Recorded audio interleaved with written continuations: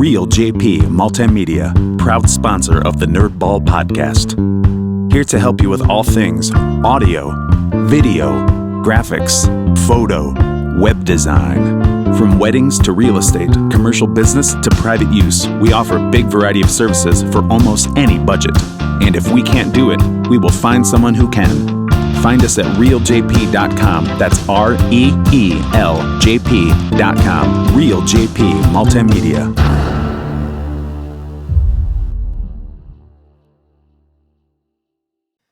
Hi, I'm Kevin Smith, and this is the Nerdball Podcast.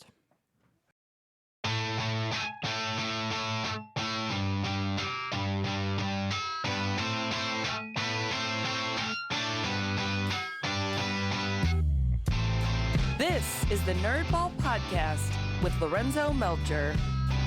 Nailed it, Kevin. Thanks for coming on the podcast, man. Well, thanks for having me. Good to see you, and happy to be here. Yeah, we've we worked together for like what, 5 or 6 years, something like that. Probably closer to 6.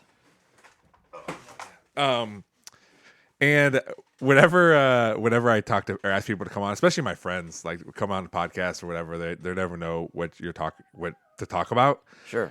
Because I don't think people find themselves interesting. Not at all. No, but other people do, and that's why I want you to come on. Also, this podcast started. Most people know me and Andrew, another guy we worked with. Yeah. Where we would just talk in the lunchroom, and you even mentioned like you were part of that too. Like you guys should like have a podcast, or like you guys are always talking about all these things. You should do something. So you were kind of a push. There's always like an extra thing that's needed, and you were kind of a push for us to get started. And now 2 years later, almost over 2 years later, this is where it's at, and now you're on. That's awesome. I didn't drag my feet, but maybe I dragged my feet because of those anxieties you described earlier. Yeah. No one. We say we don't want to talk about ourselves, and then next thing we know, we talk about ourselves happily. But that's just the nature of people.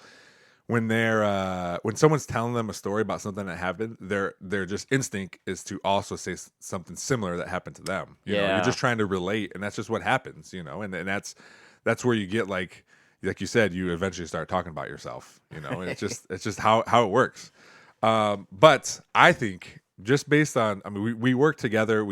Every lunch was should have been a half hour, but we were usually sitting there for 45 minutes or an hour. Right. And you can't not talk about personal stuff, and not even like super personal stuff, but just like base level, like where you grew up and what you did and the traveling you did and all this kind of stuff. So like, as I thought about it, I was like, yeah, I want to have Kevin on because you do have a lot of interesting things. You've talked about, that being, we usually start at the beginning of where you grew up, and you grew up on a farm, right? On a farm, no animals farm, which is pretty common around here. It's what I would call like a crop farm. Mm-hmm. Corn, sweet corn, potatoes were a big crop that my grandfather and his brother started with. That's the one I remember you always talking about. Yeah. And they geared the farm towards that. So storing potatoes over the winter, you harvest all summer, but then you harvest in the fall and you store those. And they built these barns with massive like earthworks pushed up to the roof of these barns, basically creating a cellar and a basement. Okay. Yeah. So that way you don't have the temperature fluctuations and the potatoes store better. And in fact, just recently I want to get in touch with some relatives because there's some old pictures of those potatoes piled high. Mm-hmm. Literally 2 stories of potatoes or more. That probably doesn't sound like much, but it's more impressive. It's a lot of potatoes when you're standing there, and especially as a kid. As a kid, you're kind of half tired of having to work that Saturday, and wondering what went on with the college football, and thinking all your buddies are having the best time ever, and they're just bored at home. But you're working on the farm, and in hindsight, what a wonderful, good experience. Mm-hmm. Working with older people, you're working with all sorts of people at a young age, and I appreciate it. Did you grow up around here, or was that somewhere else? Yep, just north of Toledo in Erie, Michigan. Okay. Me and my brother were born in Minneapolis, I thought you something about Minnesota. Yeah, so we were initially like Vikings fans and Twins fans, and you know, just as far as sports fandom, over time, I kind of became like a Detroit Lions fan, which was not a smart life decision. They're the worst team ever, but How long were you in Minnesota for then? oh, I think I was in around first grade. Okay. So I was young, but there's some memories of it. Sure. But yeah, so it's a pretty easy move to make when you're just a kid. Yeah. Does that farm and stuff still exist out there? That was in the city. My dad was a banker. Oh, so he was done with farm life. Yeah, he went to Michigan State Okay. and got into accounting. Has his master's in accounting, but he worked for a bank that served farms. Oh, okay. Michigan, Minnesota, Iowa, they would, do loans and stuff for farmers. Yeah. So it was very agricultural centric banking, but he was a banker. Yeah. And probably like a lot of people that were born and raised on farms realized, yeah, maybe office life isn't quite for him. Yeah. So then they moved. He and my mom moved us back to Michigan to the farm. Okay. And so you so then did he continue to be a banker then there, or just Nope, farming then? just farming back in Michigan. Wow. Okay. He so my grandfather Gus and then his brother Wilbur. Man, if those aren't old names, I know. They created the farm, Smith Brothers. Okay. And then my dad and his two cousins, Wilbur's two sons, were the next generation to take it over. All right. And is that something going on now still? So kind of a third generation, my cousin Ray, who he has time in the winter to do some stuff he enjoys. We enjoy going skiing and snowboarding and that type of thing. So he's good in taking advantage of his winter time. But yeah, he's taken over the farm, and I'm glad to see it. I'm happy. It's still a working farm. Yeah. Farming is it's like a mom and pop hardware store. They're fewer and fewer because the equipment is so expensive. Yeah. Land is getting more expensive. And so kind of larger, I don't want to say corporate farms, but just larger entities are doing more and more of the farming. Was that something like growing up on a farm? Was that like, as I'm assuming as a kid or maybe even into high school, you're like, well, I guess this is what I'm going to do. For the rest No of my way. life. No, you knew right away. Like you didn't. So where we're at, there's a lot of factory work. Okay. And as you know, a lot of your friends, their dads work for Ford or GM. And I knew they made more money than my dad. Yeah. As a farmer, and I saw how much he worked in the season. Wintertime, it was like normal person workload, but there weren't vacations and stuff in the summer, and it's not like we even thought about taking vacations. There wasn't time. Yeah. It just wasn't. It's not like we didn't know where our dad was. He was working. Yeah. And my mom worked full time, and so I was a teenager, and it's affected what I'm doing today, and not in a bad way, but I knew I didn't want to work that many hours. Yeah. I guess farming, it's all in, and that's the life, and that's fine. I don't know, having to work on the farm as a kid and a teenager, I was like, I don't want to work this much. When I think most parents, and I would maybe your dad's like this too. Like most parents are like, I want my kids to do better than I did, or I want my kids to have a better life, regardless of what that life looked like. You could have had, the best life. I never heard you complain about being a kid growing up on a farm, besides the hard work.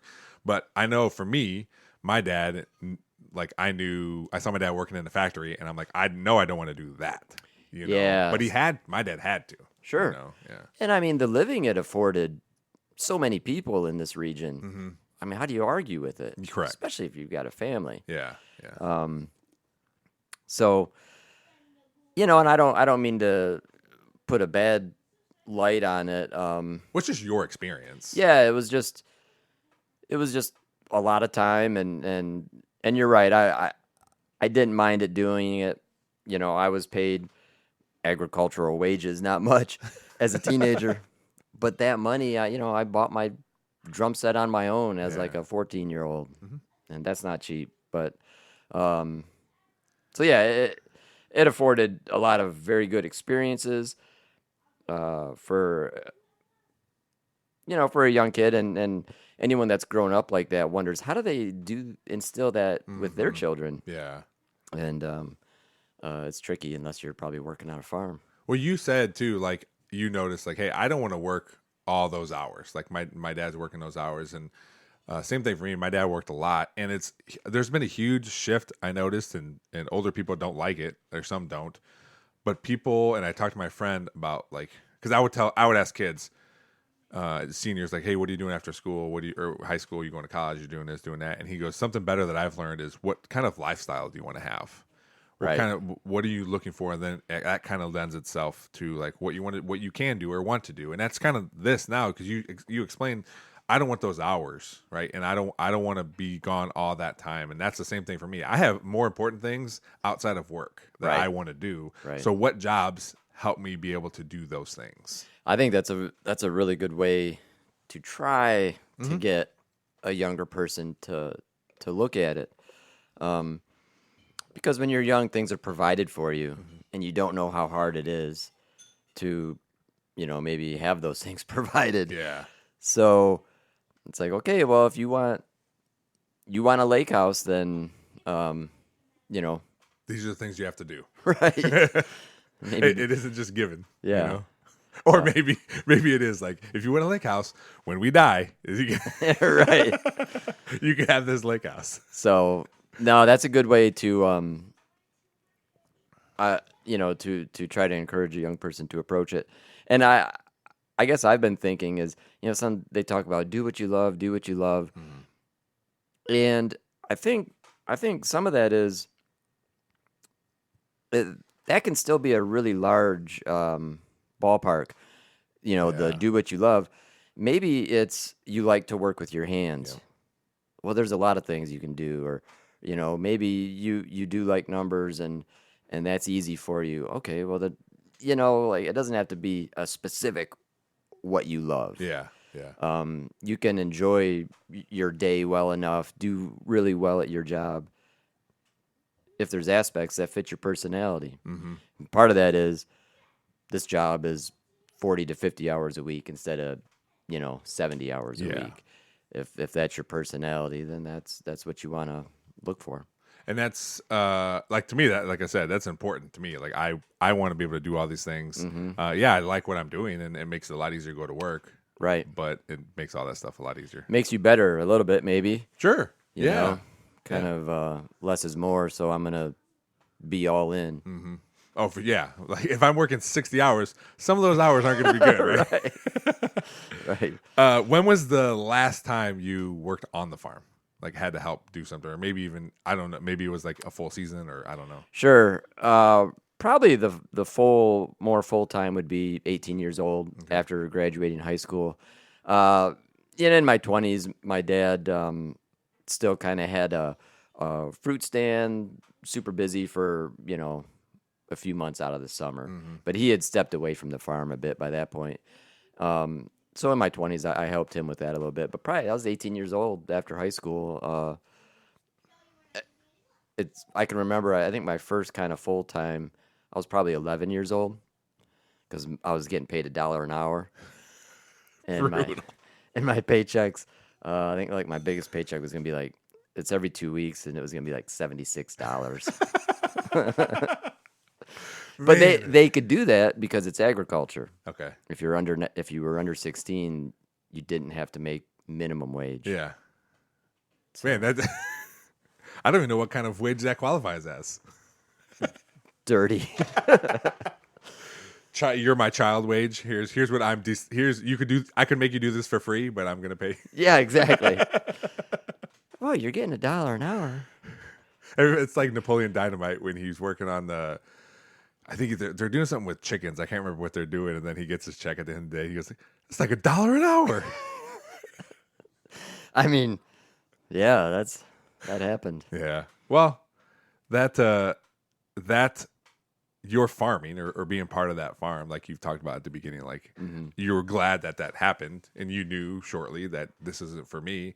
So when did you know, like this is what I want to do? Like, I want to go to school for this, or I want to do this after high school. Oh, it took a couple years after high school. I didn't really know. I mean, okay, I enjoyed history, but the idea of being a teacher didn't seem like an avenue. Yeah. And well, I like working outside. I like an element of labor. Sure. And that traces back to the farm. So that led me into landscaping, and the idea was trying to do well with that, go to school for it, learn, don't just mow lawn, but learn plants and things like that. And I truly enjoyed it. What I found as years went on is, oh no, I'm working the same hours as a farmer. That is 100% true. So I didn't see that coming, but I did eventually. But I guess that lends to the fact that you really liked what you were doing. Yeah, I did. I did. I liked it.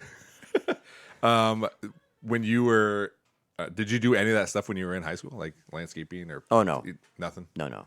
It was summers you worked Just and vegetables. played, and Yeah. in the that's the thing. Like I act like I worked all the time. It was just a summer. Yeah. During school, it was school and normal sports. Yeah. I say, so you had time for sports and all that stuff. Oh, yeah. What did you do in high school?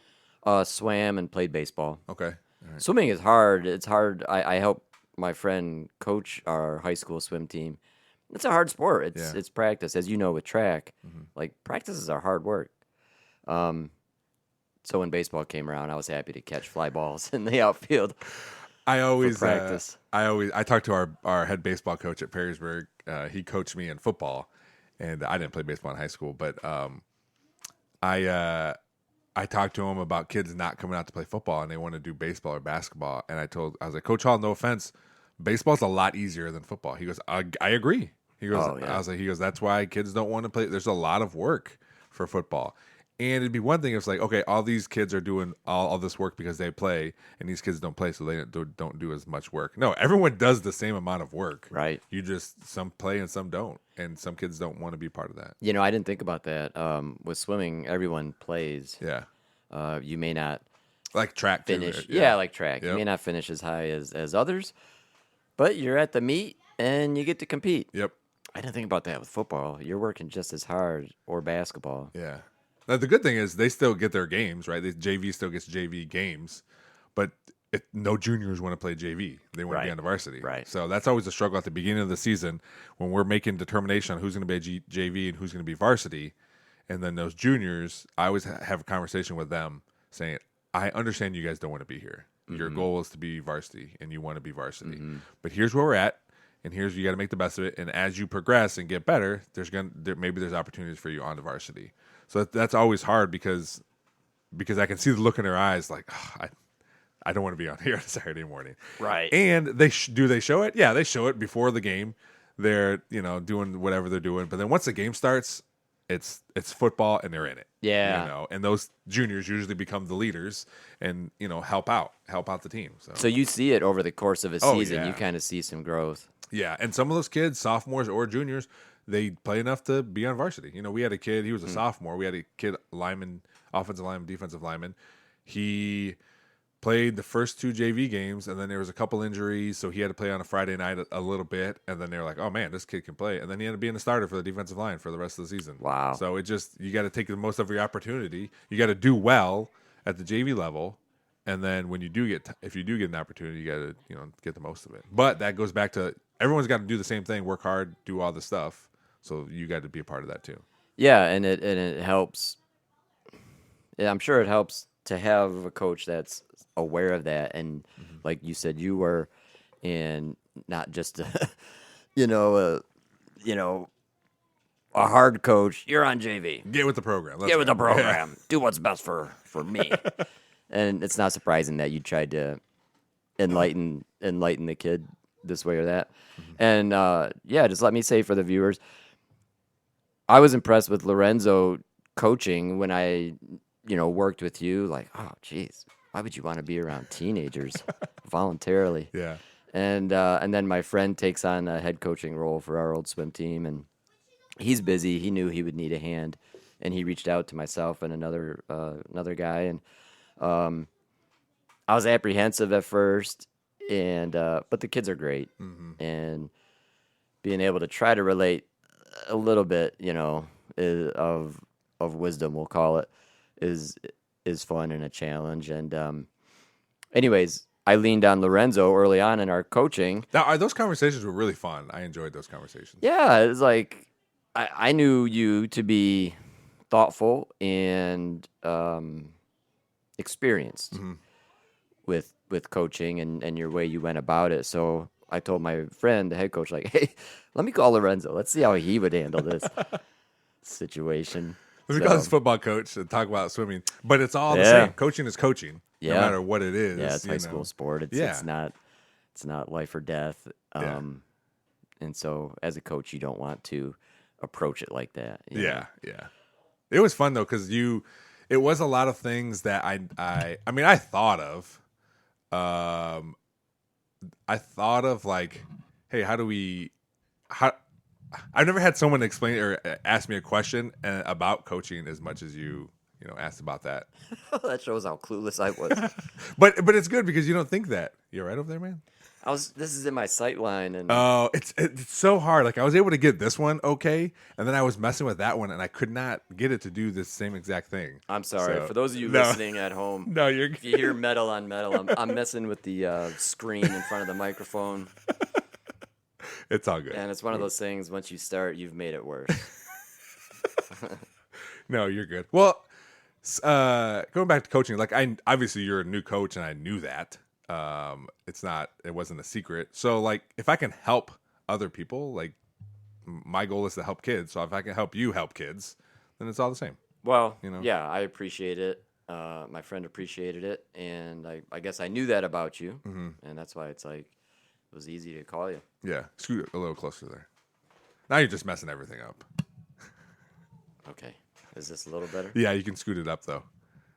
Just like you got quiet. The microphone. Jeez, This is folks, so much bear with. No, you're good. You're good. There we go. Now I'm eating this. I should have left it the way it was. No, you're good. No, but afterward, I will make sure to go attack it and see if I can figure it out. So you'll help the next guest. Sure. So what do you go to? You went to Michigan State? No, I didn't. I didn't. forget. You just like Michigan State. A Yeah. lot, So, right? and especially coming up in the '80s, we were in the minority. Oh yeah, everyone loved Michigan. Everyone loved Michigan. Yeah. So my dad, he's a sports fan, and he had season tickets when we were growing up. Okay. And we never seemed to make it to the Michigan games or Ohio State games. We were at the Indiana, the not so good, but Yeah. it was cool. I think he had 3 tickets, me and my older brother and my dad. So it was how we spent Saturdays in the fall. Is it just you and your brother? And my older sister, Okay. All right. sister, brother, me. Okay. All right. Oh, you're the baby. Yep. Do you still get treated as such? Are you guys old adults enough? Because my sister, she's 30, and she's still kind of like the baby and gets treated sometimes, not a lot anymore, but Probably, but she would say no, and I would say no, but probably so. yeah, you're right. So you would. So what did you do after high school then? So after high school, I went to Central Michigan for a couple years, but it's like, what was I studying? And that's where I sort of found those traces back to the farm. Like, well, I like to work outside. I like to, do some work. Yeah. And that felt good. It took me a couple years to realize that, which is another thing I try to stress to some of the kids that I help coach is you don't have to know exactly what you're going to do when you're 18 years old. Yeah. Try to be productive and thoughtful about it, but you don't have to know exactly. And once I started working in landscaping and learning about it, then I really enjoyed it. I was like, okay, no problem. Yeah. Did you have like your own business, or did you? No, I start worked for a small company that installed landscapes. We didn't do any mowing or snow plowing or anything like that. But Okay. working with trees and shrubs and some flowers and stuff. Yeah. Did you ever go to school for anything, for any of that stuff? Yes. I'm trying to remember. I'm not just being like, hey, viewers, I know all about this guy. I went to Owens. I think Okay, they that's still have a good program. They had a Yeah. good program. Chris Foley was the main instructor and did a really good job teaching us landscaping. I really enjoyed it, and he was there. And then I had at the time there was another teacher there who was on this podcast too, Matt. He was there, Matt Ross, and they both like. It's one thing just I'm a teacher. Here's the stuff. Learn it. Get a degree. Cool. I hope you get a job. Maybe But they like really loved what they were doing. Like not just the teaching part of it. They love that, but like doing it themselves. Like Foley had a nursery, right? And Matt Ross was always out, and he was did the design class, and like you could just like feel how much they loved talking about what they were doing, and it just made like for me it made me like want to do it, or like man they love this so much, like I want to do that too. I agree. I didn't have Matt when I went through, but yeah, there was just a genuine interest, and they were interested in the field and all that comes with it. So no, it was a very good little program. Yeah, hopefully, because every time I talk to Foley, I see him they have a plant sale, Owens plant sale every year, and I go there and buy some plants, and it's every year. It's like I don't know if we're gonna have enough students. They might cut the program. It hasn't happened yet, but it's especially if you enjoy just being outside, because that was one thing for me is like I just don't want to be inside, right? If you enjoy being outside and want to know like. Even if you have a home garden or you like doing stuff around your yard in your own beds and stuff, like just to get all that knowledge of things. And then there's so many opportunities people don't realize, like, well, I'm going to Owens for landscape turfgrass management. I'm just going to own my own lawn mowing business or whatever. Right. But there's so like now I work for the Metro Parks, you know, there's so many different things to do. And I'll tell you what, once I found, because like you will go back to when you got your landscape job, you're like, I'm working these same farmer hours, and once I found a job, like, wait, I can do this job and only work 40 hours a week. Like, yes, sign me up. And that's what I've had for the past, almost 15 years now. Like, absolutely, this job. And obviously, there's going to be times where you have to come in early, snow plowing, that kind of stuff. But for the majority of the time, I'm working 40 hours. I'm getting home doing stuff. Absolutely, and that was later on, sort of in my career. Responsibilities grew as a designer or whatever, and that's really when it was like. Then I was working the hours that my dad, as the owner of the farm, was kind of working. So you're like, wait a minute. It wasn't initially. Yeah. Otherwise, I wouldn't have stuck around. That's one of the things I remember when you first came to UT. You talked about your old job and all the designing and stuff you did. How much did you like? How much did you like that? And was there a point where you're like, I don't really like to do this anymore, or do you still like it? I appreciate design. Yeah. And I worked with a wonderful designer, Cindy. But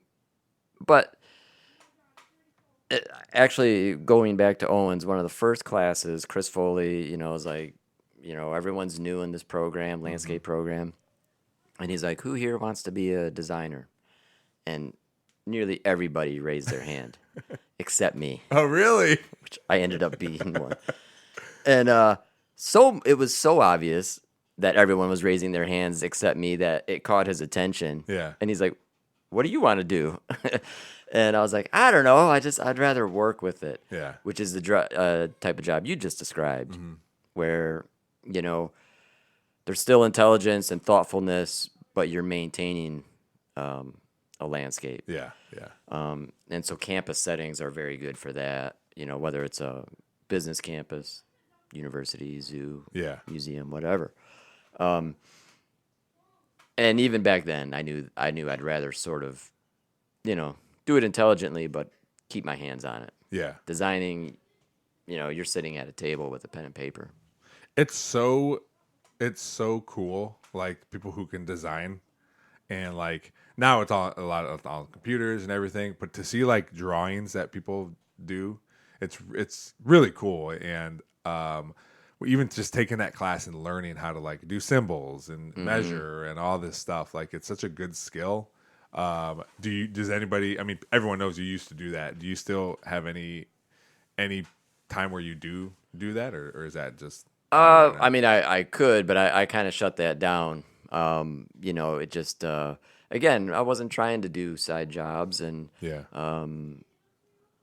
so that opportunity could be there, but Speaking of side jobs, one of my favorite things is when, because this was towards probably the last 2 or 3 years when I was there, and there was a time where you would work and then you'd have side jobs, or you'd work at this other place or whatever, and then like year after year, like, all right, well, this is gonna be my last year, and then you do it again. You're like, well, this is gonna be my last year, and then you end up like splitting firewood or something. I'm like, man, you just can't get away from these side jobs. right. I mean, some of that was probably rein in some spending, and you could more easily not do side jobs. Yeah, Yeah. Like I wasn't going into debt, but maybe I was enjoying.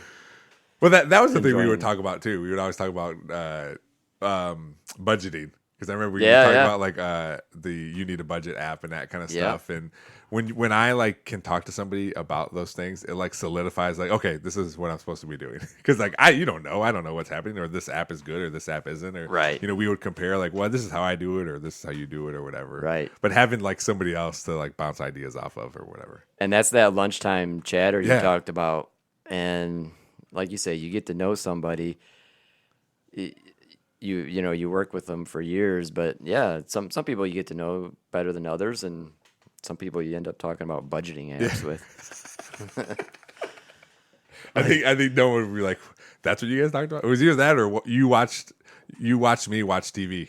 Or something, Yeah.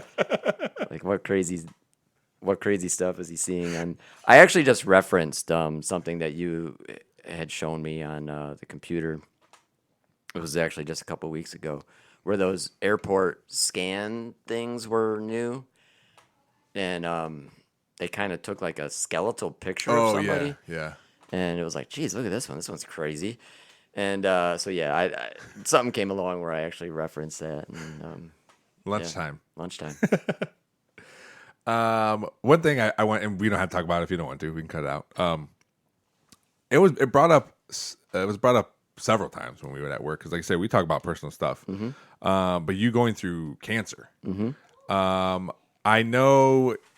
I mean, at first, like we would say, we talk about it, and then nothing would happen. And then I don't remember ever, because we only have a short amount of time. It's not like you're going to tell me your life story or this is how I went through cancer. Sure. I don't remember, and it's just me being forgetful and a bad friend. I don't remember what kind of cancer you had, and like even like going through it. I mean, if you don't mind talking about it, I don't mind at all. Yeah, I think it's I think it's important that people come on here and want to be comfortable with whatever they're talking about. But also, I think for people who hear this, just to see how different people are, or how they go through things, or to know that you had cancer and beat it and went through all this stuff. Yeah, thankfully that's like 20 years ago. Yeah. Amazingly. So I had Hodgkin's lymphoma, and if you, I don't know if it's still prevalent, but Team in Training was like a fundraiser for leukemia and lymphoma. People would train and run marathons and kind of raise money. My sister did that. She trained and ran a marathon. She raised so much money. She was going to run in Chicago, but she had an injury in training. They're like, well, you raised enough money. There's one in Honolulu. Oh, really? So she did that, and then myself and my brother went out there, and that was awesome of her to do. And so I was 20, 21, 22 Okay. when I was initially diagnosed with Hodgkin's. And thankfully, in hindsight, a couple things. So lymphoma, it's lymph nodes. You have lymph nodes, I think, in your chest, and mine were around my neck. Mm-hmm. So my cancer presented itself as like what I thought was like, oh, geez, this is like a swollen gland. Yeah. Just a bit of, just something swollen. And a lot of times those get swollen when you're sick too. They Oh. can be swollen. Because I know as a kid, or when we had our kids go to the doctor, like they always feel, and they're like, yeah, his glands are a little swollen or whatever, Oh, So okay. that, for me, hearing that especially as a new parent, like, well, is it just like How just- serious? Yeah. Well, if your child is maybe 22 years old and Yeah. has that, then maybe it is serious. Yeah. And it showed up kind of close to my Adam's apple. Like one side of my neck was a bit swollen one morning.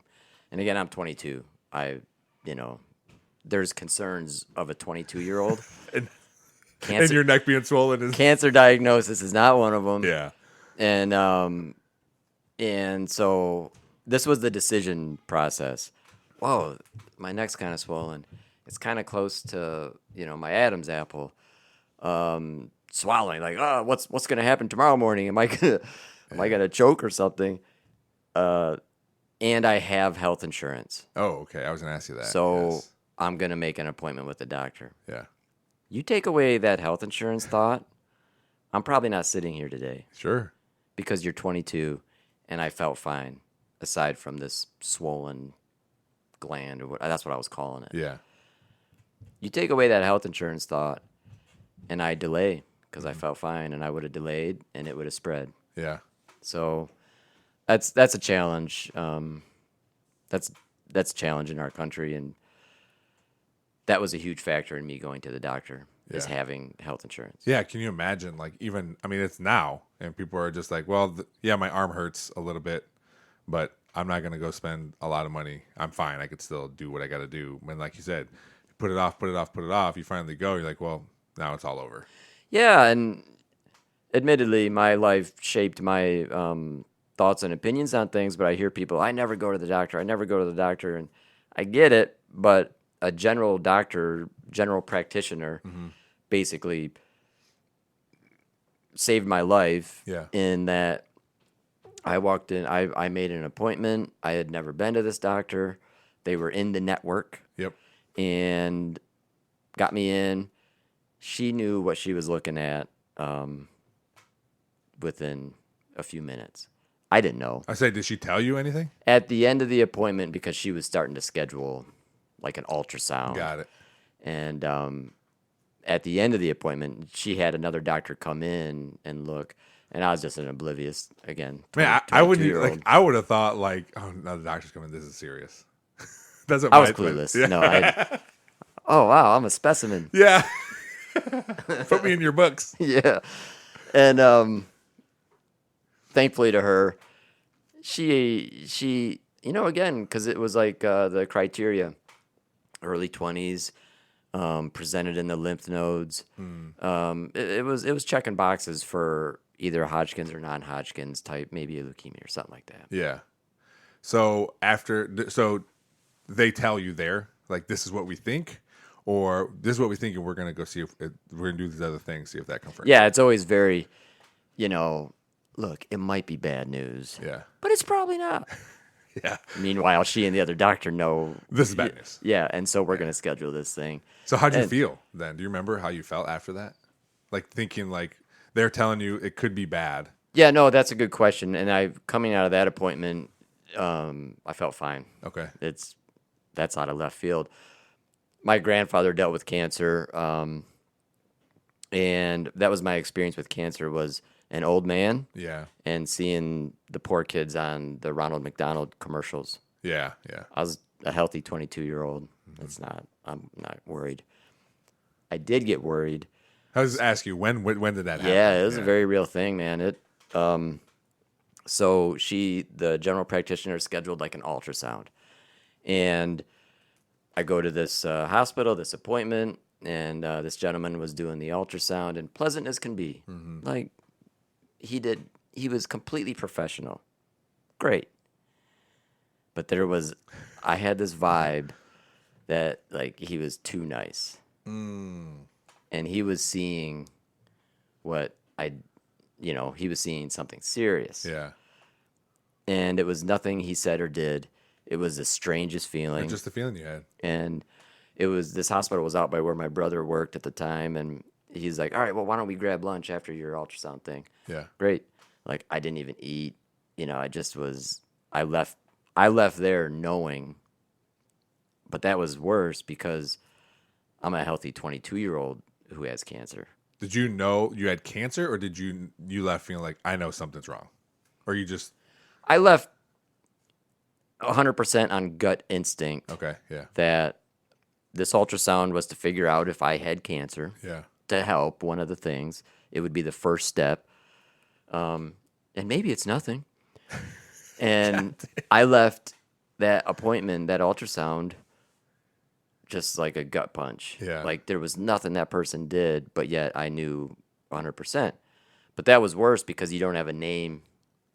You don't know anything about, you don't realize how many different cancers there are. Yeah. And like I say, well, I only knew old people and children got it. And gee, if a healthy 22-year-old gets it, that cannot be good for living. Yeah. Like that was scary. Speaking of that, was there a time where you thought, well, I guess I'm just going to die? I mean, briefly. Yeah. So this all happened quite quick, like within a week. Like maybe a Monday or a Tuesday it was the first doctor's appointment, and then the ultrasound was, let's say, a Wednesday or something. So by that Friday, they maybe didn't give me a name, but they said, all right, you're probably looking at a type of lymphoma. So you start to have some names. You start to be able to look some stuff up. But that week after that ultrasound was the scariest time because you know nothing about it. Yeah. And you're like, well, if a healthy 22-year-old can get it, you don't realize that's almost common with Hodgkin's, is that it does show up in people in their teens or 20s. But you don't know any of that. And you're like, whoa, this can't be good. Yeah. Yeah. So it was scary for a week, and then you start to get a little bit more information, and thankfully, Hodgkin's is one of the best treated cancers, Oh, okay. and they're most successfully treated. That said, I think there's still people that die from it, but even 20 years ago, it was well treated. What was the treatment for you? It was radiation, and then a few years later, I had to deal with it again, and that was chemo. Okay. And the radiation, that's still with me today. That's why I still drink as much water as I do, because they shot my chest and my neck, and basically it was brutal. Yeah. Chemo can be brutal, no doubt, but chemo gets the headlines. People lose their hair. Yeah. Smoking weed may or may not help. It does. Right, it gets the headlines. Yeah. Yeah. Radiation is brutal. Did you is it a physical thing you could feel? You feel the effects. No, like you're laying on this bed, and when I went through it, the preparation for the radiation is they mark your skin. They give you a little tiny tattoo, and then they use that to laser align your body. Okay. And once you're so with mine, I had this big head mask that keeps your head perfectly still. They line up your body for the lasers, and they shoot you with radiation. You don't feel anything. But afterwards. The cumulative effects is my throat was terribly sore, and the doctor told me once, he's like, well, you have a sunburn on the inside. Oh, really? Yeah. Wow. Well, I remember working, and I feel like you went to the doctor for some throat stuff too. I can't remember for sure, but I don't know if I just remember you talking about it, and that's probably where cancer came up too. Yeah, that could be. Yeah. So, yeah, I mean, it's So you had to go. You went through it, and then you had to go through it again. Like after the first time, did they tell you all right, you're all good, or hey, it's probably gonna come back? No, they don't say probably. And I was lucky in my cancer diagnosis. I never really had a doctor tell me they don't know what to do next. Okay. That's got to be a scary conversation, we don't see this often, and we think this might work. Or we can try this. The benefit of having gone through Hodgkin's is they're like, okay, you got Hodgkin's, this is what we're going to do. Right away. Mine was a little different because they thought mine was centrally located. Hey, we could just do this with radiation. Okay, and you don't know. So radiation is very specific. Like if you have cancer on your knuckle and they shoot your fingertip with radiation, it will not affect the cancer that's on your knuckle. Got it. It's very specific. And so perhaps by going through such extensive radiation I went through, and the doctor a couple years later was like, "Yeah, we wouldn't do that again. That's too much." Oh, thank you. Thanks. Probably should have brought that other doctor in for that one. But Oh man. so most likely what happened is there were some cancer cells outside of what got shot with Got it. radiation. And I think it's normal for the course. You go through your treatment, and hopefully your body, everything's good, as was the case with me initially. But you do checkups. Yeah. And it was in those checkups where, found another lump outside of the head and neck and chest area. And there again, doctors doing their job saved my life. Yeah. But it goes back to your first point. Let's say everything happens and you're good, and then you lose your job or something happens and you don't have health insurance. You're not doing those checkups anymore. Exactly. So- Exactly right. So as you're doing these checkups, I would imagine they become routine. You're like, all right, I'm just going in. They're going to tell me They become yep, very routine. That's a everything's- good point. everything's good, and then it just smacks you in the face again. Like, wait, what? Wait, what'd you say? I was coming in just to tell me everything was good. Yeah. No, that's funny that you picked up on that. That's exactly right. They become routine. You get to see the nurses you're friendly with, and the doctor that was in charge of my radiation was fantastic, and I was able to keep seeing him through my checkups, which apparently wasn't quite normal for the way he handled things. You're a little unique walking into that department as like a 20-something. Yeah. And that doctor was fantastic. And he found, my recurrence. And in a way, to touch on what you were asking, that second diagnosis was tougher than the first. Oh, really? The first is so out of left field. What?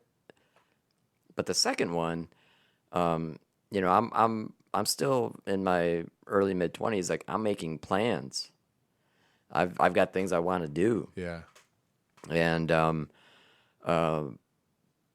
boom, this diagnosis happens, and now because that world, you're like, oh, this number one is not good, and number two, it's at the very least going to completely sideline any life plans you thought you were making.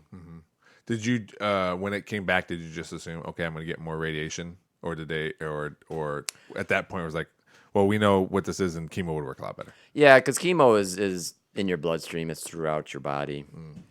And that's why it affects your hair and it affects your digestive, because it attacks fast dividing cells, Okay. as cancer is.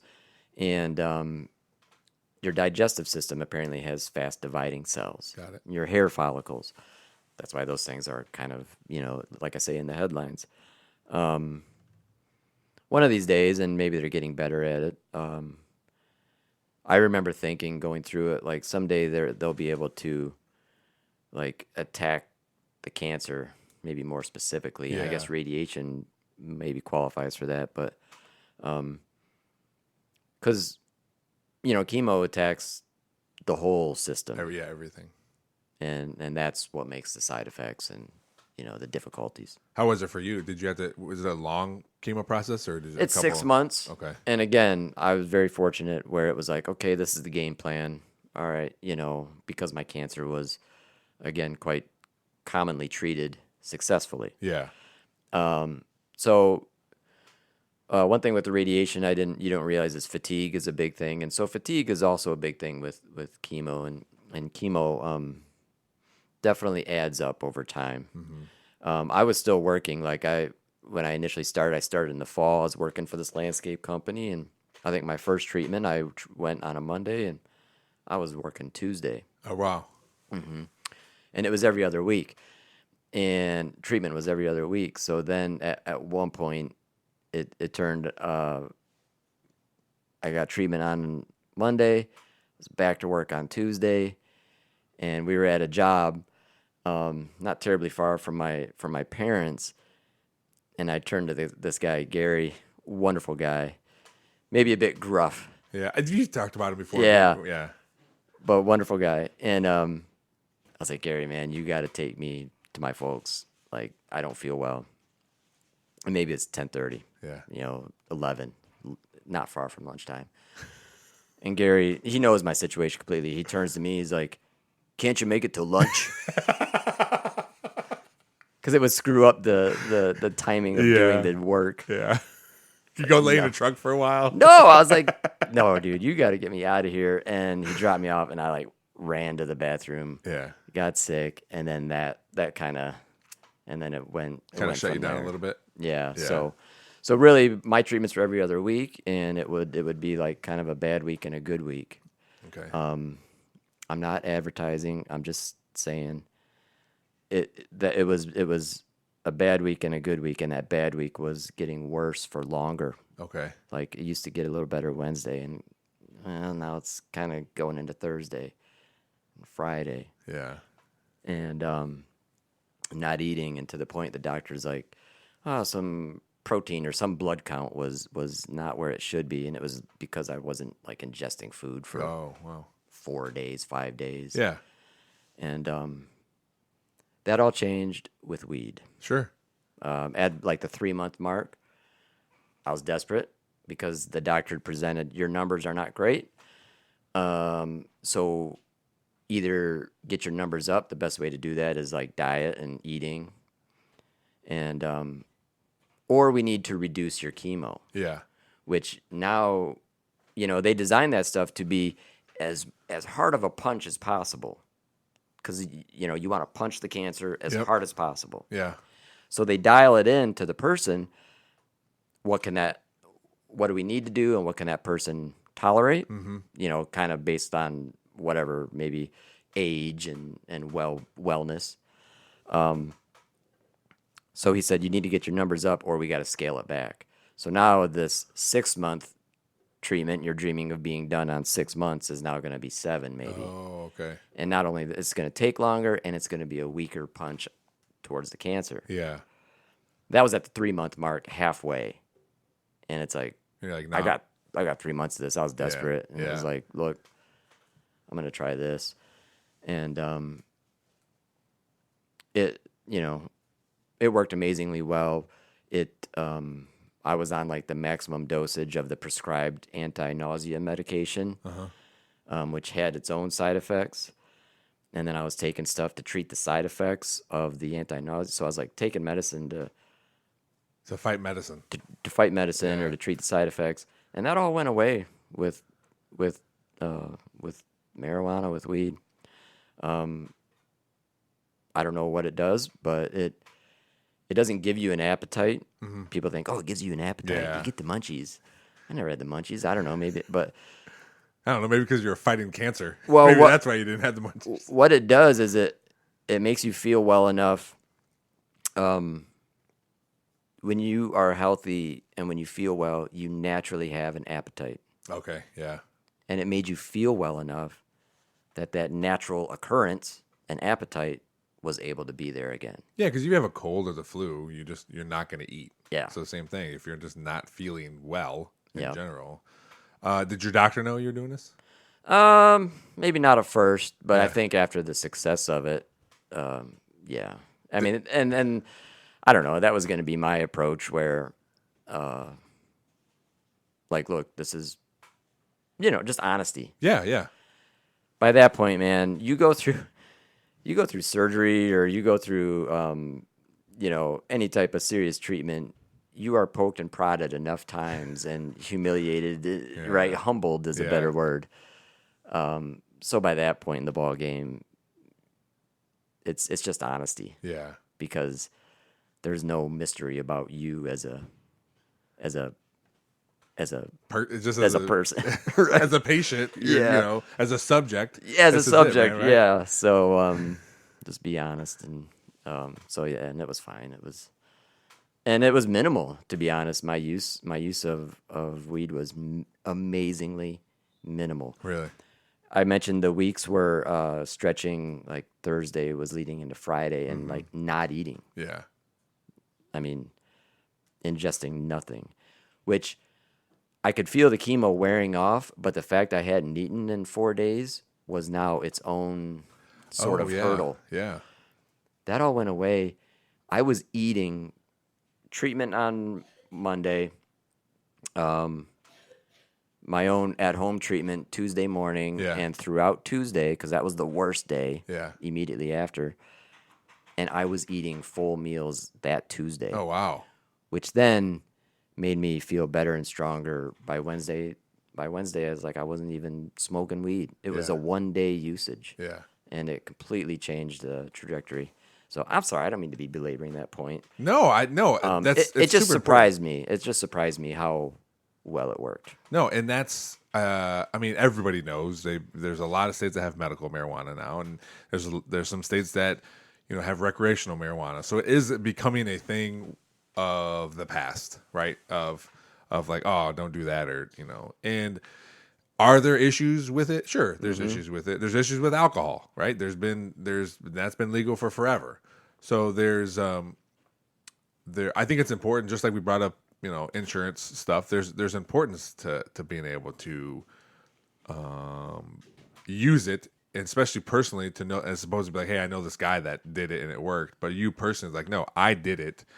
I used it one day, and this is how it completely changed my recovery from cancer, from chemo. Completely. And I also got to know other young people that had gone through cancer treatment or were going through, and there were some that were like, you know what, I'm not comfortable. It's illegal. I'm not going to do it, and that's fine. And there were others where marijuana played no role in their life pre-cancer.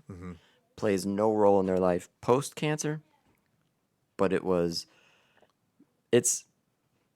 becomes very quickly like, this is your life. Yeah. And you want to do the best thing you can to survive it. And if this helps that person survive it, and is like legitimately, like, it helps, it's not harming. Yeah. Then by all means. Yeah. Well, man, it's we've been here an hour already, so I'll let you go. But this is awesome, man. Thanks for coming on here. We didn't even talk about some of the stuff I want to talk about. We mentioned, so you have to come back on. But we mentioned, all right, I'll come back on. Yeah, we used to talk about you taking a train out to Oregon. That seems very interesting to me, and I feel like there might be some stories there. Even just putting yourself back to school, I think is very cool, very interesting. Because some people, just like we talked about early on, like, well, I'm going to go to school and when I'm 18 and be done at 22, and you're like, no, I'm completely changing what I'm doing as a job. I didn't talk about any of the bands or drumming or any of that stuff. Your tinnitus, any of that stuff. Like, so I would love for you to come back on at some point. We can get to that other stuff. But that besides you growing up and your backstory, but I wanted to talk about cancer because I think it's I don't know if cool story is the right word, but I think it's a good story to hear, for people to listen to. And for me, I knew you did that. I didn't know all that information, but selfishly, just for me, I wanted to know more. Yeah, no, and it's I mean, it is fairly unique. Like you say, Hodgkin's is fairly common. If you bump into somebody that had cancer in their early 20s, it's likely maybe Hodgkin's or non-Hodgkin's. Yeah, that's saying it's somewhat common in that regard. It's still pretty uncommon. Yeah, no, happy to be here. Yeah. We'll do it again. We'll get into more fun stuff. I did drive out to Oregon. I didn't take a train. That would have been cool, but I thought you took a train. No, I had a mountain bike with me and snowboard and some clothing. So okay, man, I couldn't fit all that on an Amtrak, I don't think. Have you taken a train to far places before? Why is that in my brain? I have taken a train. I probably talked about that. Nothing real far, but man, I loved the rhythm of it and the clickety clack. And I could have slept so peacefully on that train if I probably wasn't sitting in a chair. We took a train one time to New York, and it was with 2 kids, and it was the worst experience of my life. So yeah, that's a little different. No relaxing in that with that entourage. No. All right, Kev, thanks for coming on, man. Thank you. Thanks for having me, Lorenzo. Thanks, everybody, for checking out this episode of the Nerdball Podcast. Please rate, review, and subscribe wherever you're hearing this, on any of the podcatchers. On YouTube, hit that subscribe button so you never miss an episode. We're coming at you 2 times a week now, audio and video. Check us out on all the social medias. Just search the Nerdball Podcast on Facebook, Twitter, Instagram, TikTok. We're out there. Gmail, is the nerdballpodcast@gmail.com. If you want to shoot us an email, we'll be happy to get back to you. Thanks to Real JP Multimedia, Cuttlefish Graphics, Perrysburg Junior High STEM Lab, and Big Daddy Graphics for helping out the podcast. Thanks for listening. We'll see you next time.